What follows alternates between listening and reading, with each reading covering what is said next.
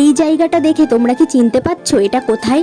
তো hello everyone, তোমরা সবাই কেমন আছো? আশা করি সবাই ভালো আছো, আর আমিও খুব ভালো আছি। আসলে আমরা কিন্তু বেরিয়ে পড়েছিলাম পুজো দেওয়ার উদ্দেশ্যে। আর যেখানে আমরা পুজো দিতে গিয়েছিলাম সেখানে আমি অনেক দিন ধরেই ভাবছিলাম যে যাব, নানা কারণে আমার কিন্তু সুযোগ হয়েই উঠছিল না। তো আমি এই দিন ঠিক করলাম যে আজকে আমি যাবই। তো দেখো, আমরা কিন্তু মন্দিরে পৌঁছে গিয়েছিলাম। আর এই মন্দিরটা দেখে কি তোমরা চিনতে পারছো এটা কোথায়? আশা করি সবাই বুঝতেই পেরে গেছো যে এটা কোথায়। তো আমরা কিন্তু পুজোর ডালা কিনে মন্দিরের মধ্যে ঢুকে গিয়েছিলাম। মন্দিরে ঢুকে মায়ের দর্শন পেতেই কিন্তু মনের ভিতরে একটা আলাদা অনুভূতি কাজ করছিল। কিছুক্ষণ পর পুজোটা শুরু হলো এবং আমরা কিন্তু মন্দিরের সামনেই ছিলাম একেবারে। আর এই দিন কিন্তু প্রচুর লোক এসেছিল পুজো দিতে।